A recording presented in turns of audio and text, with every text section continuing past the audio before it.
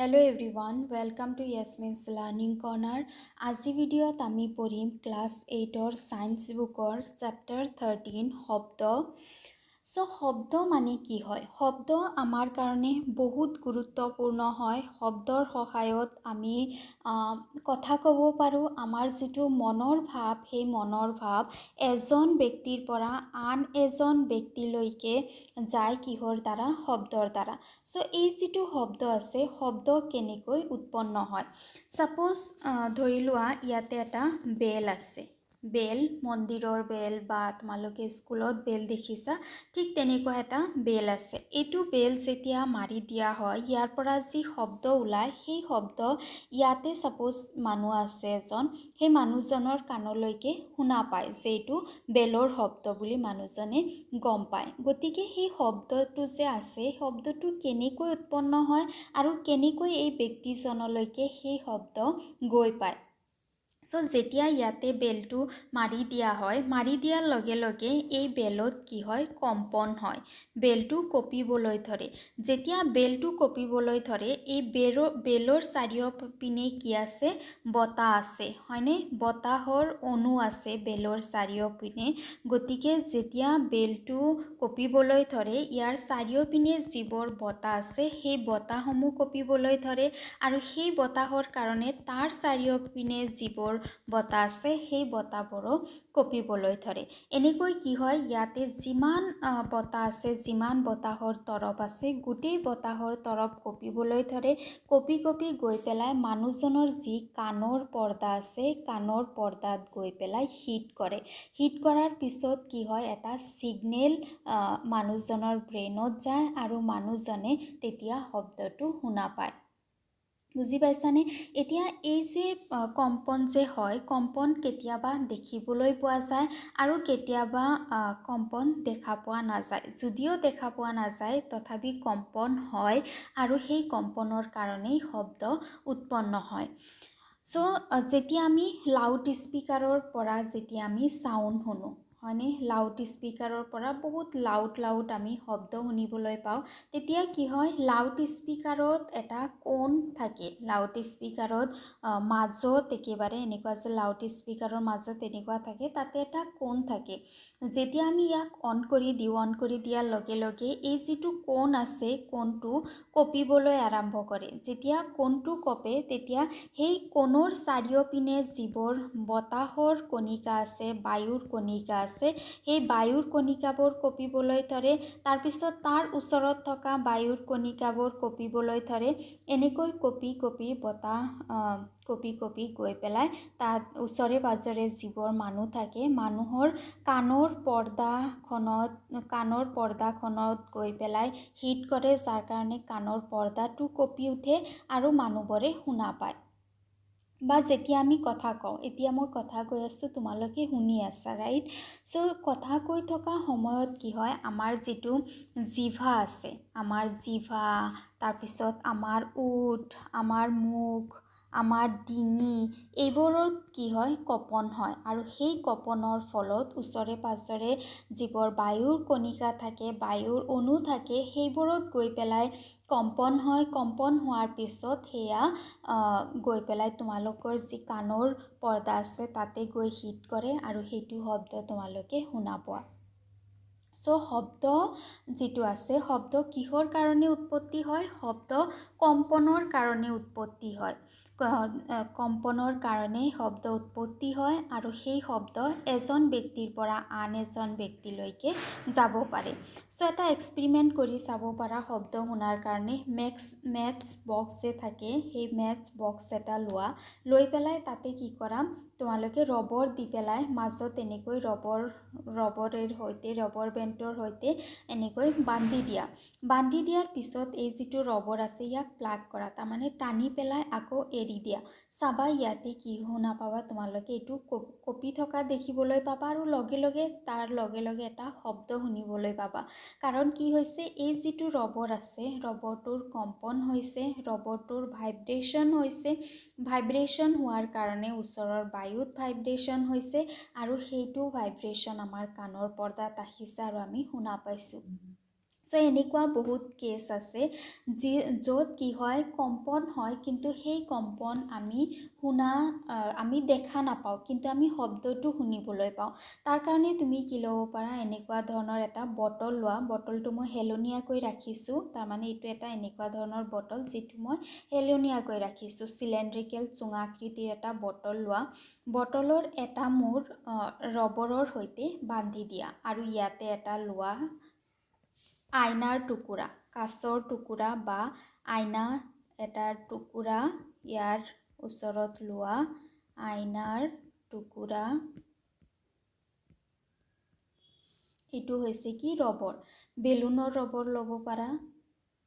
আৰু এইটো হৈছে চুঙাকৃতিৰ বটল।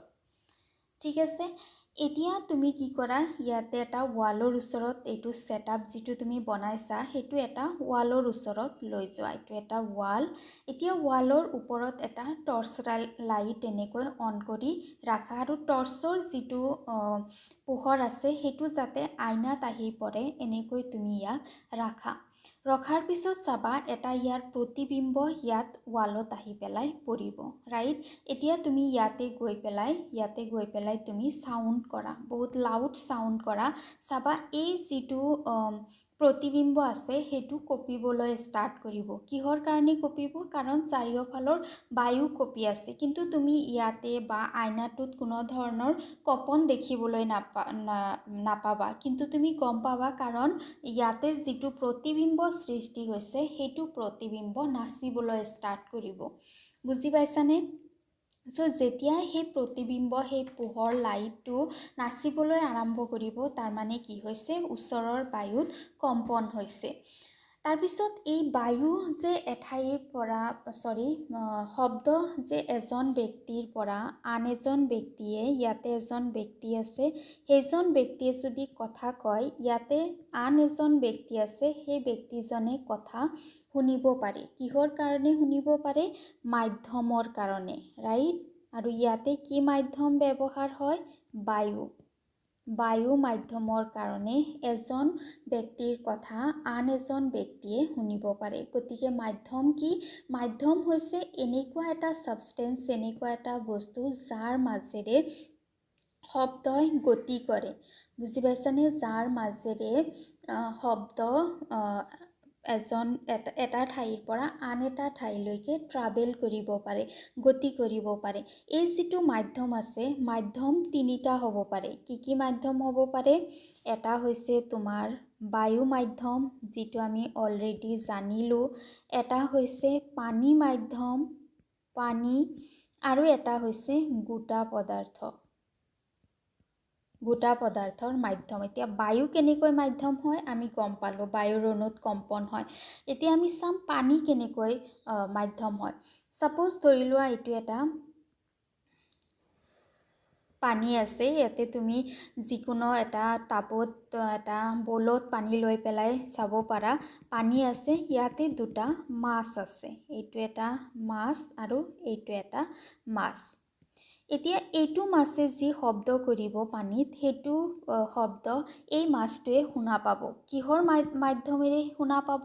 পানীৰ মাধ্যমেৰে। কাৰণ যেতিয়া এইটো মাছে শব্দ কৰিব, ইয়াত যি পানী আছে, মাছৰ চাৰিওফালে ইফালে এইখিনিত যি পানী আছে, সেই পানীটোৰ কম্পন হ'ব আৰু সেই কম্পনে তাৰ ওচৰৰ পানীৰ খুন্দা মাৰিব, গতিকে তাতো কম্পন হ'ব। সেই কম্পনৰ কাৰণে তাৰ আৰু ওচৰত যিবোৰ পানীৰ কণা আছে সেইবোৰত খুন্দা মাৰিব, কম্পন হ'ব। এনেকৈ গৈ গৈ মাছৰ কাণত গৈ খুন্দা মাৰিব, তেতিয়া মাছটোৱে সেই শব্দ শুনিবলৈ পাব। বা যিবোৰ মানুহ ছুইমাৰ আছে, ছুইমাৰবোৰে যেতিয়া পানীৰ তলত সাঁতুৰি থাকোঁতে ছাপোজ এইটো এটা ছুইমাৰ হয়, পানীত সাঁতুৰি আছে, ই কিবা বস্তু মুখত লৈ গৈছে, গৈ পেলাই ই যেতিয়া বস্তুটো পানীত যেতিয়া পেলাই দিব, পানীত পৰাৰ লগে লগে এটা শব্দ ইয়াৰ কাণত আহিব।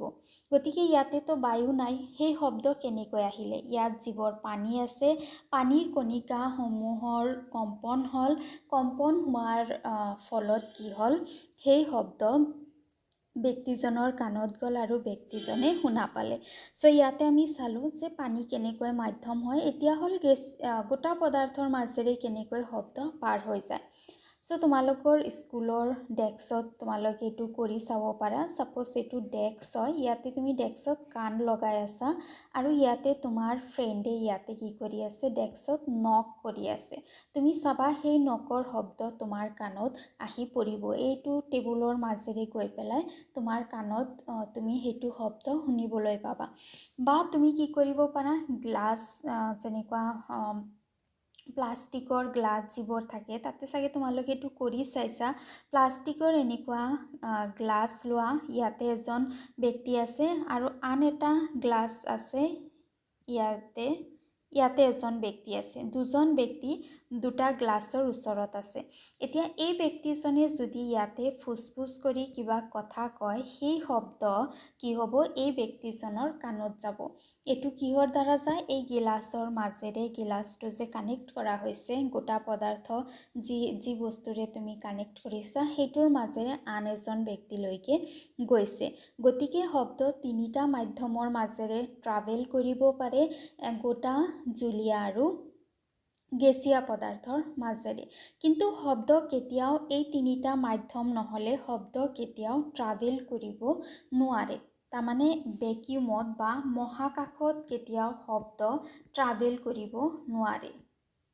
কাৰণ মহাকাশত এই মাধ্যমসমূহ নাথাকে কাৰণে শব্দসমূহ গতি কৰিব নোৱাৰে এঠাইৰ পৰা আন ঠাইলৈ। এইটো কৰাৰ কাৰণে তোমালোকেতো মহাকাশত যাব নোৱাৰা, ৰাইট? সেইকাৰণে তোমালোকে ইয়াৰ কাৰণে এটা এক্সপেৰিমেণ্ট কৰিব পাৰা। এক্সপেৰিমেণ্টৰ কাৰণে তোমালোকে কি ল'ব লাগিব, ছাপ'জ এইটো এটা টেবুল আছে, টেবুলৰ ওপৰত এটা ডাঙৰ কাঁচৰ বটল লোৱা, আৰু ইয়াতে এটা বেল এনেকৈ কানেক্ট কৰা। এইটো হৈছে বেলৰ ঘণ্টা আৰু এইটো হৈছে বেল কানেক্ট কৰা। আৰু ইয়াক বাহিৰত ইয়াতে এটা ছুইচ আছে, ছুইচৰ সৈতে সংযোগ কৰি দিয়া। সংযোগ কৰি দিয়াৰ পিছত ইয়াৰ তলত এটা ভেকিউম কানেক্ট কৰা। ভেকিউম মানে কি, যাৰ দ্বাৰা বায়ু বাহিৰত ওলাই দিব পৰা যায়। এতিয়া তুমি ছুইচটো অন কৰা, চাবা এইটো যিটো বেল আছে, এইটো ইয়াক কোবাইছে আৰু কম্পন হৈছে, শব্দ আমি শুনিবলৈ পাইছোঁ। এতিয়া তুমি কি কৰা, ভেকিউমটো অন কৰি ইয়াৰ ভিতৰত যিমান বায়ু আছিল গোটেই বায়ু ওলাই দিয়া। যেতিয়া গোটেই বায়ু ওলাই দিবা, গোটেই বায়ু যেতিয়া ইয়াৰ পৰা ওলাই যাব, ওলাই যোৱাৰ পিছত তুমি চাবা এইটো বেলটো মাৰি আছে, তুমি দেখা পাইছা, কিন্তু তুমি শব্দ শুনা নোপোৱা, কাৰণ ইয়াতে কোনো মাধ্যম নাই। চ' মহাকাশতো এনেকুৱা ধৰণৰ স্পেচত এনেকুৱা ধৰণৰ মাধ্যমবোৰ নাথাকে, যাৰ কাৰণে শব্দ শুনা নাযায়। গতিকে শব্দ পৰিবহণ হোৱাৰ কাৰণে কিহৰ প্ৰয়োজন, মাধ্যমৰ প্ৰয়োজন।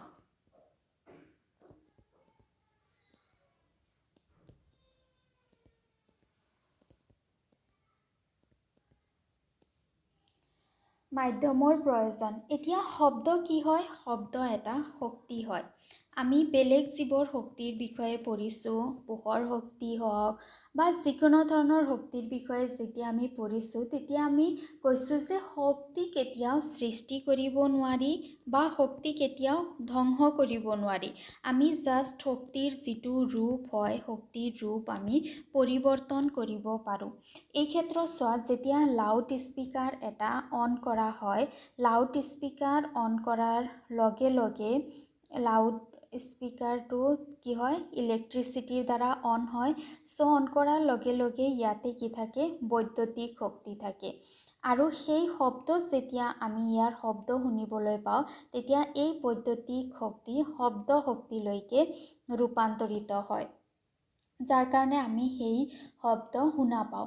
বা যেতিয়া আমি হাত চাপৰি মাৰোঁ, হাত চাপৰি মাৰিলে কি হয়, শব্দ হয়।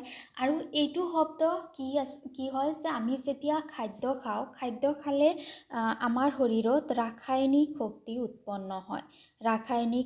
উৎপন্ন হয়, আৰু এই যিটো ৰাসায়নিক শক্তি আছে, ৰাসায়নিক শক্তিটো যেতিয়া আমি হাত চাপৰি দিওঁ, তেতিয়া ই শব্দ শক্তিলৈকে ৰূপান্তৰিত হয়, আৰু যিটো শব্দ আমি শুনা পাওঁ। সো শব্দ আমাৰ কাৰণে বহুত ইম্পৰ্টেণ্ট হয়। আমি কমিউনিকেশ্যন কৰাৰ কাৰণে, আমি বেলেগৰ সৈতে কথা পতাৰ কাৰণে, আমাৰ মনৰ ভাৱ প্ৰকাশ কৰাৰ কাৰণে, আমি মিউজিক শুনাৰ কাৰণে বা কোনোবা এটা বস্তু কোনটো পজিশ্যনত আছে আমি শব্দ শুনি পেলাই সেয়া গম পাব পাৰোঁ। গতিকে শব্দ বহুত ইম্পৰ্টেণ্ট চেপ্টাৰ হয়, ইণ্টাৰেষ্টিং চেপ্টাৰ হয়, যাৰ বিষয়ে আমি জানিম। আই হোপ তোমালোকে এতিয়া বুজি পাইছা শব্দ কি হয়, কেনেকৈ সৃষ্টি হয় আৰু কেনেকৈ এজন ব্যক্তিৰ পৰা আন এজন ব্যক্তিলৈকে যায়। আজি ভিডিঅ'ত ইমানখিনিয়ে। ভিডিঅ' ভাল লাগিলে লাইক কৰিবা, ফ্ৰেণ্ডছৰ সৈতে ভিডিঅ' শ্বেয়াৰ কৰিবা আৰু চেনেল ছাবস্ক্ৰাইব কৰিবা। Thank U.